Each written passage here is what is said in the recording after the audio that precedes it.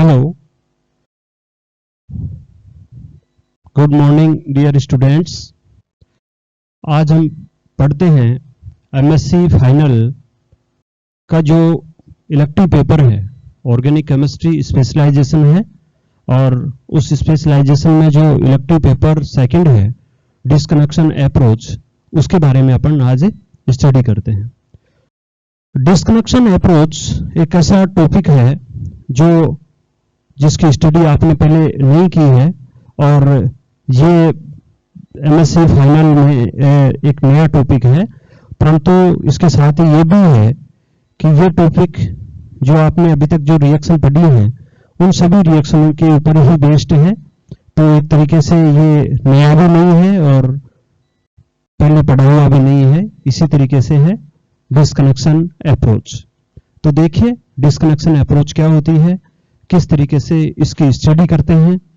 तो जनरली जो disconnection approach है उसका जो एप्लीकेशन पार्ट है, तो उसमें अपन देखते हैं कि बहुत सारे ऐसे जो मॉलिक्यूल्स होते हैं, बहुत बड़े मॉलिक्यूल्स होते हैं, बिग मॉलिक्यूल्स होते हैं, जैसे एल्केलॉइड्स हैं, ट्रिपेनॉइड्स हैं, विटामिन्स हैं, और इस तरीके के जो नेचुरल प्रोडक्ट्स हैं, और इस तरीके ड्रग्स हैं, और परफ्यूम्स हैं। तो इस तरीके से बहुत सारे जो नेचुरल प्रोडक्ट्स हैं, वो जो कंपाउंड्स हैं, उनको अपन इजीली लैब में किस तरीके से सिंथेसाइज करते हैं।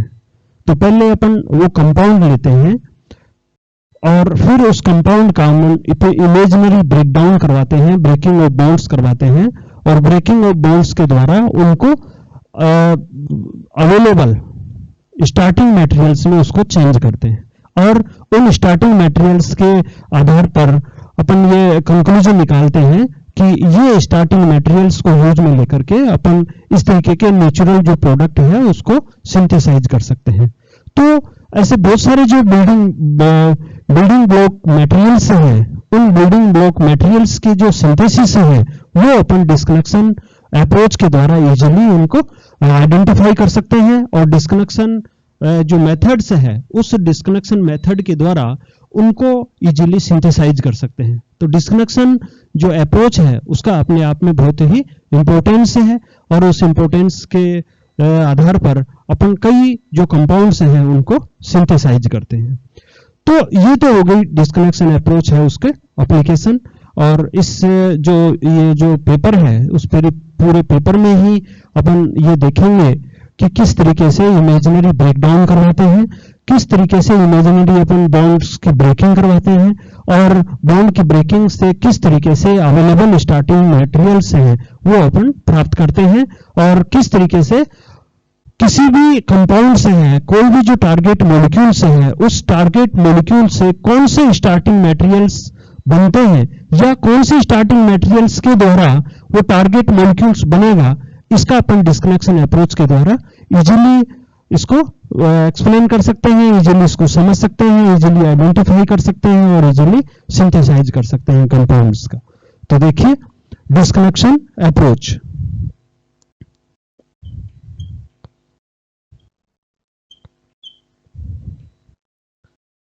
डिस्कनेक्शन अप्रोच, और इसी को बोलते हैं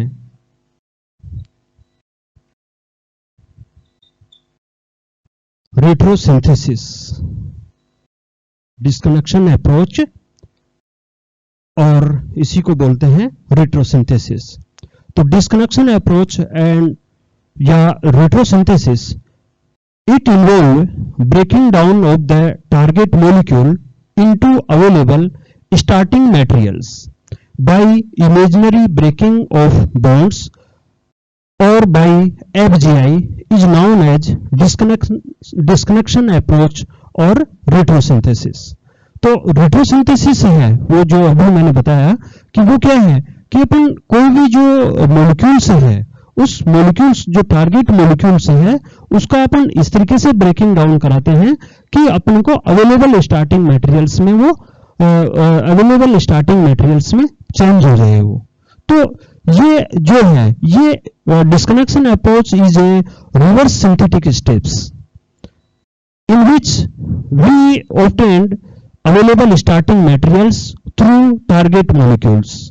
So in the simply reactions, we take products by starting materials, and in the disconnection approach, we take starting materials from target molecules. So it is a reverse process of synthetic reactions and chemical reactions.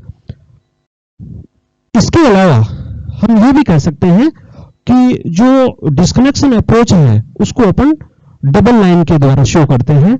इस तरीके से अपन, ये तो है ही, ये disconnection approach क्या है, ये रिवर्स केमिकल रिएक्शन,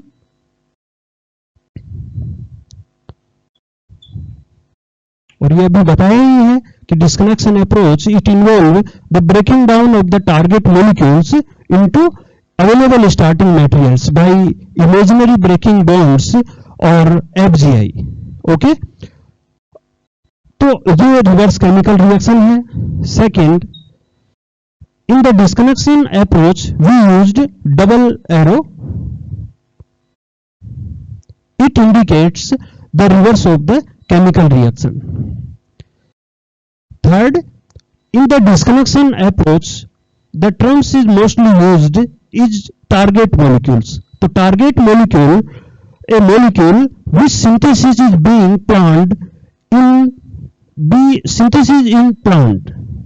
या यूं कह सकते हैं अपन कि जो टारगेट मोलिक्यूल्स है वो वह मोलिक्यूल्स है जिसका जिनके सिंथेसिस का अपन प्लान करते हैं, या जिसको अपन स्टार्टिंग मटेरियल्स में बाय डिस्कनेक्शन अप्रोच के उसको चेंज करते हैं, तो उसको अपन बोलते हैं टारगेट मॉलिक्यूल्स. तो यहां पर आप एक एग्जांपल के द्वारा इसको समझ सकते हैं. Z, and this is disconnection approach or retrosynthesis arrow, and Z breaking down the bonds and it convert x plus y. X plus y is a available starting materials, and Z is target molecules. Okay, so अपन जानते हैं कि generally अपन reaction कैसे करवाते हैं. ये product है, reactant है, वो आपस में रिएक्शन करके प्रोडक्ट बना रहे हैं. अपन क्या कर रहे हैं, अब यहाँ रिवर्स कर रहे हैं. तो इसी कारण से इसको रिट्रोसिंथेसिस कहते हैं. सिंथेसिस है उसका क्या है, ये रिवर्स है, तो एक अलग तरीके से है. यहां पर ये जो टारगेट मॉलिक्यूल्स है, इस टारगेट मॉलिक्यूल्स में जो बॉन्ड की जो ब्रेकिंग है वो ब्रेकिंग इमेजिनरी ब्रेकिंग होती है, और वो इमेजिनरी ब्रेकिंग से जो स्टार्टिंग मटेरियल्स बन रहे हैं उसके लिए ये कंडीशन है कि वो स्टार्टिंग मटेरियल्स अवेलेबल होने चाहिए, और जिस रिएक्शन के थ्रू अपन ब्रेकिंग करवा रहे हैं वो रिएक्शन है, वो रिएक्शन वर्केबल होनी चाहिए. ऐसा नहीं है कि अपन इस तरीके से ब्रेकिंग करवा दें किसी भी कंपाउंड्स का, जो टारगेट मॉलिक्यूल्स है उसकी जो बॉन्ड्स है उस बॉन्ड्स में इस तरीके से ब्रेकिंग करवा दें कि उस ब्रेकिंग के द्वारा जो स्टार्टिंग मटेरियल्स बन रहे हैं वो इजीली अवेलेबल ही नहीं है, नेचर में अवेलेबल ही नहीं है, या जो स्टार्टिंग मटेरियल्स अपन ने बना दिए हैं यदि उनकी रिएक्शन करवाएं और वापस टारगेट मॉलिक्यूल यदि नहीं बन रहा है तो इसका मतलब जो रिएक्शन है वो रिलायबल नहीं है, वो रिएक्शन वर्केबल नहीं है. तो यदि कोई वर्केबल और रिलायबल रिएक्शन नहीं हो रही है वहां पर, तो अपन उस तरीके से जो टारगेट मॉलिक्यूल्स है उस टारगेट मॉलिक्यूल्स में बॉन्ड्स की ब्रेकिंग उस तरीके से नहीं करवाएंगे.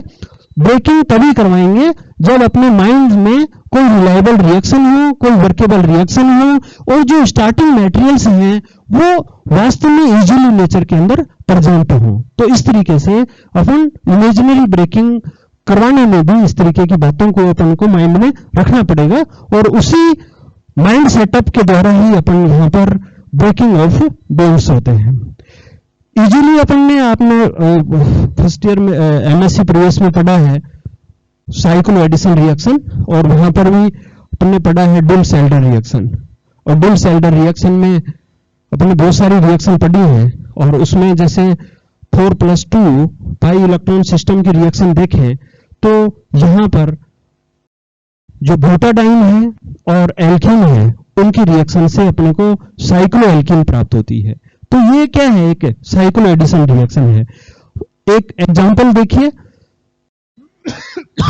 डिल-सेल्डर रिएक्शन का ही, यहां पर ये साइक्लोएल्कीन है, ओके, साइक्लोएल्कीन, और साइक्लोएल्कीन है ये रेट्रोसिंथेसिस, और रेट्रोसिंथेसिस होगा तो 1,3 ब्यूटाडाइन्स प्लस ये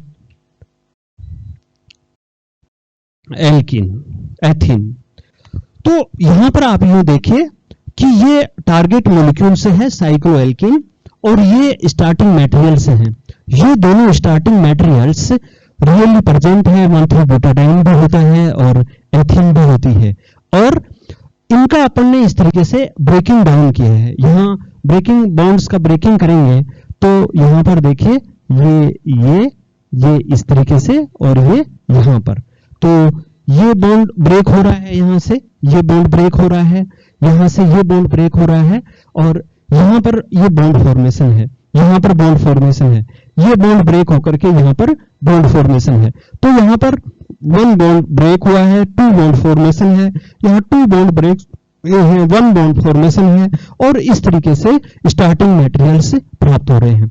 यहां पर ये और ये जो स्टार्टिंग मटेरियल्स हैं, ये और ये स्टार्टिंग मटेरियल्स आपस में डिल-सेल्डर रिएक्शन करके साइक्लोएल्कीन प्रोडक्ट बनाते हैं, ओके। तो यहां पर साइक्लोएल्कीन है, उस साइक्लोएल्कीन की बॉन्ड्स की ब्रेकिंग इस तरीके से करते हैं कि स्टार्टिंग मटेरियल्स भी बने, और वो जो स्टार्टिंग मटेरियल्स हैं वो एक रिलायबल वर्केबल रिएक्शन भी दें। तो यहां पर इसका यदि अपन और किसी तरीके से यदि ब्रेकिंग कर दें और किसी तरीके से स्टार्टिंग मटेरियल्स बना दें, और यदि वो स्टार्टिंग मटेरियल्स आपस में रिएक्शन करके ये बना ही नहीं पाए, तो अपना जो ब्रेकिंग का जो पैटर्न है, अपने ब्रेकिंग का जो ऑर्डर है वो रॉन्ग ऑर्डर है, रॉन्ग ऑर्डर होगा तो इस कंपाउंड की जो ब्रेकिंग है वो उस रॉन्ग ऑर्डर के द्वारा नहीं होगी। तो इसमें ऐसा भी नहीं है कि अपन कहीं पर भी बॉन्ड की ब्रेकिंग करवा दें और कहीं से भी अपन बॉन्ड को तोड़ दें। तो ये इन चीजों में ध्यान रखना होगा। एक देखिए, एक एग्जांपल और लेते हैं। यहां पर अपन जानते हैं कि एक वेल नाउन रिएक्शंस होती है एस्टरीकरण, और एस्टरीकरण में अपन ने देखा है कि कार्बोक्सिलिक एसिड और एथेनॉल एसिडिक मीडियम में आपस में रिएक्ट होकर के एस्टर फॉर्मेशन करते हैं, ओके। सभी जानते हैं ये बात कि एस्टरीकरण किस तरीके से होता है। अब यहां पर यदि एस्टर का डिस्कनेक्शन करें, एस्टर का डिस्कनेक्शन करें, तो एस्टर का डिस्कनेक्शन करेंगे तो सीधी सी बात है कि एस्टर का की जो बॉन्ड की जो ब्रेकिंग है वो ब्रेकिंग अपन इस तरीके से करेंगे कि जो एस्टर है वो किसमें ब्रेकिंग हो एस्टर की, एक क्या बने उससे, कौन सी स्टार्टिंग मटेरियल्स बने, कार्बोक्सिलिक एसिड स्टार्टिंग मटेरियल्स बने, और क्या बने, एथेनॉल से बने। क्यों? क्योंकि ये दोनों ही आपस में रिएक्शन करके क्या देते हैं, एस्टर देते हैं। तो यदि इस तरीके का एग्जांपल लें, आप एक एग्जांपल देख सकते हैं, देखिए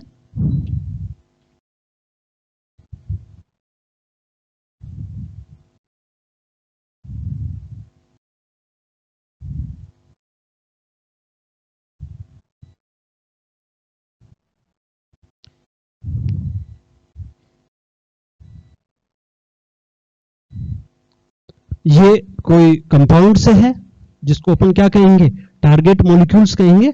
और टारगेट मॉलिक्यूल्स क्या कहेंगे, क्योंकि ये टू बी सिंथेसाइज्ड, इस कंपाउंड का अपन क्या करने जा रहे हैं, सिंथेसाइज करने जा रहे हैं, इसका प्लान कर रहे हैं कि किस तरीके से ये बनता है, ओके। तो यहां पर ये टारगेट मॉलिक्यूल से है। इस टारगेट मॉलिक्यूल्स में ये जो है ये एस्टर ग्रुप है, और एस्टर ग्रुप है तो यहां पर ये जो साइन अपन लगा रहे हैं ये साइन ब्रेकिंग का साइन है, बॉन्ड ब्रेक हो रहा है यहां से, और यहां पर अपन लिखेंगे CO एस्टर, CO एस्टर। इसका मतलब कार्बन ऑक्सीजन बॉन्ड की यहां पर ब्रेकिंग हो रही है। और देखिए यहां जो स्टार्टिंग मटेरियल्स होंगे वो स्टार्टिंग मटेरियल्स होंगे यहां पर ये इस तरीके से NH2, यहां पर COOH plus ET COOH। Okay, तो आप यहां पर देख रहे हो कि COOET एस्टर ग्रुप है। इस एस्टर ग्रुप की ब्रेकिंग होगी तो ये एस्टर ग्रुप कन्फर्म हुई किससे बना हुआ है, एसिड से, और किससे, एथेनॉल से बना हुआ है। तो यहां पर ब्रेकिंग करवाएंगे तो देखिए यहां से ये तो क्या है, एसिड है, और ये क्या है, एथेनॉल है। और रियली यदि इन दोनों को अपन रिएक्ट करते हैं तो वास्तव में ये प्रोडक्ट बनता है। ये डबल एरो है, तो डबल एरो है तो इसका मतलब इससे ये नहीं बन रहे हैं। डिस्कनेक्शन अप्रोच में अपने को ये ध्यान रखना है कि इससे ये नहीं बन रहे हैं, अपने को इससे रिवर्स माइंड लगाना है, रिवर्स सोचना है कि ये इनसे ये बन रहा है। ओके, तो ये स्टार्टिंग मटेरियल से है और ये टारगेट मॉलिक्यूल से है। तो समझ गए ना आप कि डिस्कनेक्शन अप्रोच क्या होती है। टारगेट मॉलिक्यूल्स हैं वो क्या होते हैं, डिस्कनेक्शन अप्रोच में अपन बॉन्ड्स की ब्रेकिंग किस हिसाब से करवाते हैं, और बॉन्ड ब्रेकिंग के बाद में जो स्टार्टिंग मटेरियल्स हैं वो रियल होने चाहिए, स्टार्टिंग मटेरियल्स अवेलेबल होने चाहिए, और जो भी ब्रेकिंग करवा रहे हैं उस ब्रेकिंग करवाने पर जो स्टार्टिंग मटेरियल्स बनते हैं उन स्टार्टिंग मटेरियल्स की रिएक्शन से टारगेट मॉलिक्यूल का जो बनना है तो वो जो रिएक्शन है वो रिएक्शन रिलायबल होनी चाहिए, वर्केबल होनी चाहिए। ठीक है, तो उसी तरीके से अपन इसका डिस्कनेक्शन करवाते हैं। So we can say कि disconnection is the reverse of synthesis and we disconnect only when we have a reliable reaction in mind। यदि अपने माइंड में कोई रिलायबल रिएक्शन है उसी के अकॉर्डिंग अपन वहां पर डिस्कनेक्शन अप्रोच करवाएंगे। तो ये डिस्कनेक्शन अप्रोच, रेट्रोसिंथेसिस, इसके बारे में आपको ये ब्रीफ आइडिया है, ब्रीफ इसके बारे में इंफॉर्मेशन है जो आपको डिस्कनेक्शन अप्रोच को जो टॉपिक है उसको समझाने के बारे में आपकी हेल्प करती है। यहां पर डिस्कनेक्शन अप्रोच अपन पढ़ेंगे तो डिस्कनेक्शन अप्रोच अपन पढ़ते हैं तो यहां पर भी दो प्रकार के टर्म्स बार बार यूज में आएंगे। एक जो टर्म्स है वो है सिंथोन्स और दूसरा जो टर्म्स है वो है सिंथेटिक इक्विवेलेंट्स। ओके, दो टर्म्स हैं यहां पर, सिंथोन्स एंड सिंथेटिक इक्विवेलेंट्स। तो डिस्कनेक्शन अप्रोच को पढ़ने से पहले अपन इन टर्म्स के बारे में भी समझ सकते हैं कि सिंथोन्स और सिंथेटिक इक्विवेलेंट्स क्या होते हैं। तो देखिए सिंथोन्स,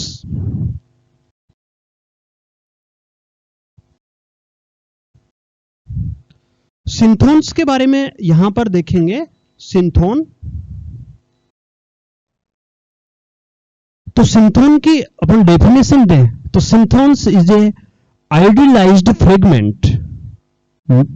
सिंथोन्स is a idealised fragment usually cation or anion resulting from a disconnection approach.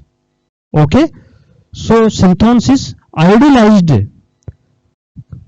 Usually cation or anion. इसका मतलब क्या है, ये आइडियल है। आइडियल का मतलब क्या है कि synthons may or may not B part in the chemical reaction. तो सिंथोन्स है वो एक आइडियल है, वो पार्टिसिपेट्स कर भी सकता है और पार्टिसिपेट्स नहीं भी कर सकता। ये जरूरी नहीं है कि सिंथोन्स एक रियल मॉलिक्यूल्स ही हो, रियल मॉलिक्यूल नहीं है वो क्या करते हैं, अपन किसी भी मॉलिक्यूल्स का, टारगेट मॉलिक्यूल्स का अपन डिस्कनेक्ट करते हैं, उनकी बॉन्ड्स की ब्रेकिंग करते हैं। तो डिस्कनेक्ट और बॉन्ड की ब्रेकिंग करेंगे तो वहां पर सिंथोन्स का फॉर्मेशन करेंगे, और सिंथोन्स है वो एक may be A cation or A9. वो कैटाइन भी होता है जनरली, मतलब वो आयनिक स्पीशीज होती है सिंथोन्स, जो कैटाइन और एनाइन हो सकता है। तो यहां पर एक छोटा सा एग्जांपल लेते हैं और उस एग्जांपल्स के द्वारा अपन देख सकते हैं कि सिंथोन्स हैं वो क्या होते हैं। देखिए यहां पर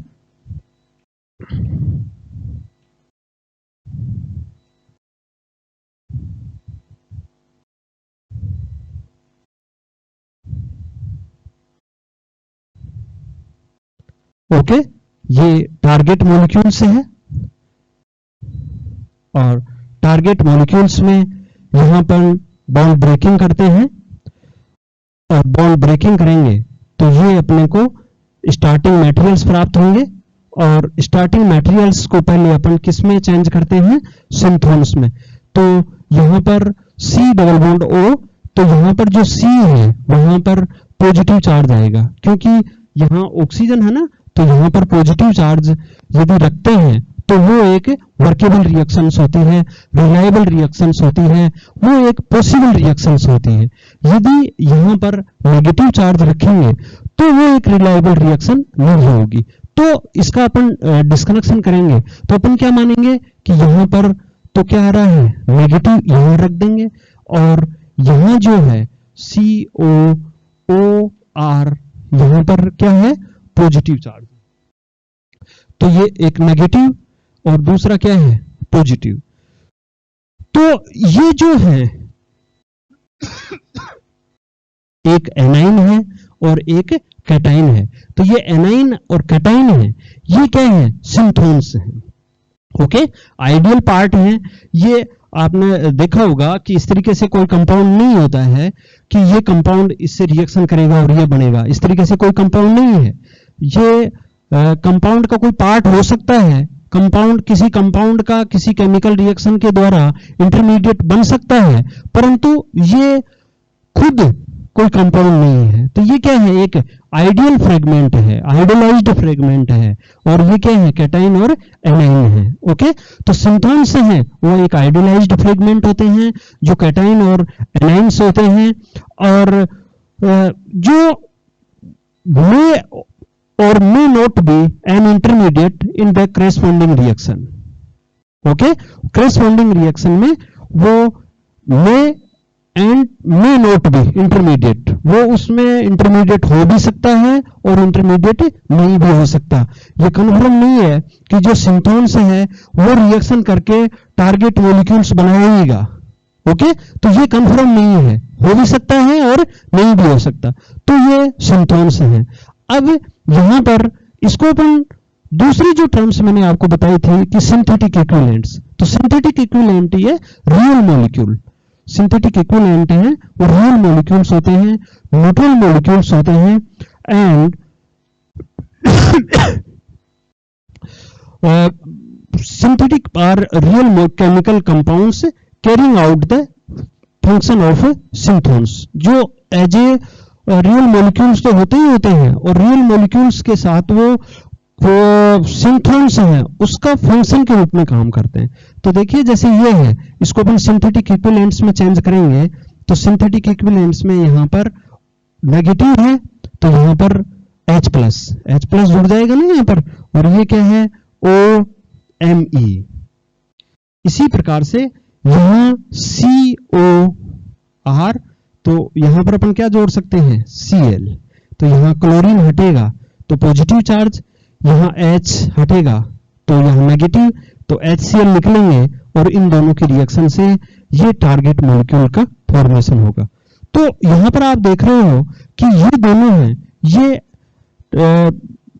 ये दोनों हैं वो एज ए सिंथेटिक इक्विवेलेंट्स के रोल में है, और ये दोनों हैं वो एज ए सिंथोन्स के रोल में है। तो सिंथोन्स एंड सिंथेटिक इक्विवेलेंट्स। ओके, तो इन दोनों में आपको डिफरेंस आना चाहिए कि सिंथेन्स आइडियलाइज्ड हैं, कैटाइन और एनाइन हो सकते हैं, जबकि सिंथेटिक इक्विवेलेंट्स हैं वो रियल मॉलिक्यूल्स हैं और वो सिंथोन्स का फंक्शन करते हैं। ठीक है, सिंथेटिक इक्विवेलेंट्स हैं वो कैटाइन और एनाइन नहीं होते हैं, वो न्यूट्रल मॉलिक्यूल्स होते हैं, कंप्लीट मॉलिक्यूल्स होते हैं, रियल मॉलिक्यूल्स होते हैं। तो रिएक्शन है वो बेसिकली कहां से होती है, सिंथेटिक इक्विवेलेंट से होती है। जैसे अभी अपन ने पढ़ा था कि synthons may or may not be take part in the reaction, but synthetic equivalent always take part in the reaction. तो सिंथेटिक इक्विवेलेंट हमेशा ही रिएक्शन में भाग लेता है, और synthetic equivalents as a starting materials होते हैं और उसके द्वारा अपन टारगेट मॉलिक्यूल्स का सिंथेसिस कर सकते हैं। ओके, तो ये सिंथेटिक इक्विवेलेंट्स, और ये क्या है, सिंथोन्स, ये क्या है, टारगेट मॉलिक्यूल्स। तो सिंथोन्स, सिंथेटिक इक्विवेलेंट्स, इसके बारे में कुछ एग्जांपल्स देखते हैं कि सिंथोन्स क्या है, सिंथेटिक इक्विवेलेंट्स क्या है।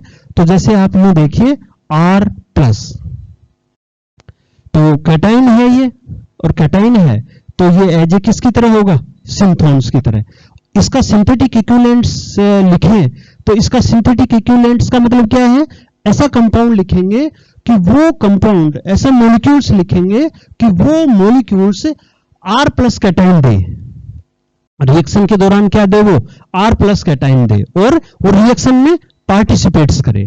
तो यहां R प्लस कैटाइन तो अपने को मिलेगा नहीं, अपने को क्या मिलेगा, सिंथेटिक रियल मॉलिक्यूल्स मिलेगा हो सकता, और वो रियल मॉलिक्यूल्स है वो कैटाइन और एनाइन जनरेट करेगा, और उसके जनरेशन से मतलब सिंथोन्स जनरेट करेगा, और वो सिंथोन्स रिएक्ट करके और टारगेट मॉलिक्यूल फॉर्मेशन करता है।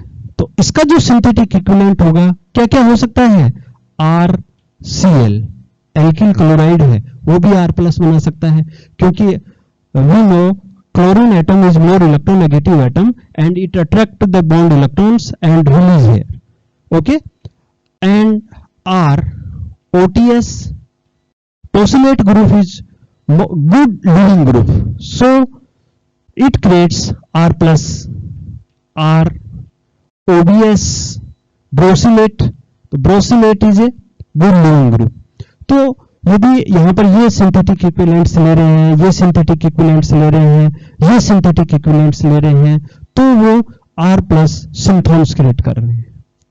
ओके, तो ये तो क्या है, सिंथोन्स, और ये इसके क्या है, सिंथेटिक इक्विवेलेंट्स। यहां सिंपल एग्जांपल लें R माइनस, तो R माइनस है वो अपन देखते हैं Grignard reagent, Grignard reagent give the R minus because the organic part is attached to metal magnesium। R Li, alkyl lithium,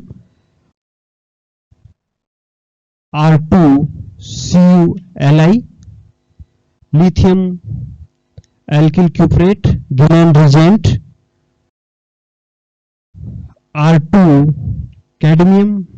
तो ये सारे के सारे ऑर्गेनोमेटलिक कंपाउंड हैं, और ऑर्गेनोमेटलिक कंपाउंड में ऑर्गेनिक पार्ट है वो मेटल से अटैच होता है, और जब मेटल से अटैच होता है तो उसके ऊपर नेगेटिव चार्ज आता है, और उस नेगेटिव चार्ज आएगा तो यहां पर R माइनस, R जो एनाइन है वो क्रिएट होगा। तो R माइनस है वो क्या है, सिंथोन्स, और R माइनस के जो सिंथेटिक इक्विवेलेंट्स होंगे वो इस तरीके से सिंथेटिक इक्विवेलेंट्स हो सकते हैं। और देखिए दूसरा एग्जांपल और देखेंगे,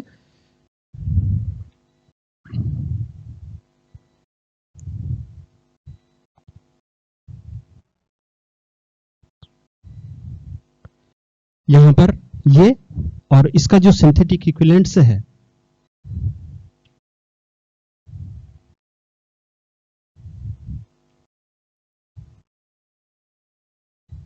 ये इपोक्साइड। यहां पर ये देखिए positive charge on the carbon atom, when the lone pair of the oxygen atom attack on this carbon, then the cyclization process is complete and give epoxide. ठीक है, तो यदि अपने पास इपोक्साइड है तो इस तरीके से अपने को सिंथोन्स है वो प्राप्त हो सकता है। तो इस तरीके से और भी बहुत सारे एग्जाम्पल हैं सिंथोन्स और सिंथेटिक इक्विवेलेंट्स का।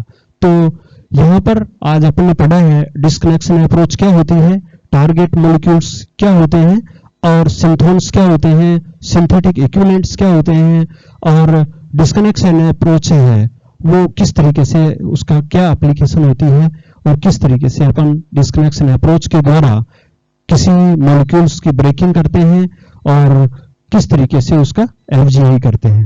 तो नेक्स्ट टॉपिक में अपन पढ़ेंगे एफजीआई, फंक्शनल ग्रुप इंटरकन्वर्जन, और फंक्शनल ग्रुप इंटरकन्वर्जन के द्वारा अपन डिस्कनेक्शन अप्रोच है उस डिस्कनेक्शन अप्रोच के द्वारा और भी बॉन्ड ब्रेकिंग करके अवेलेबल स्टार्टिंग मटेरियल्स में उसको चेंज करते हैं। ओके, तो इस तरीके से आज के वीडियो में अपन इतना ही देखते हैं, और मुझे आशा है कि आपको ये समझ में आया होगा। नहीं आया तो अपने व्हाट्सएप ग्रुप से आप इसके बारे में पूछ सकते हैं। Okay, thanks.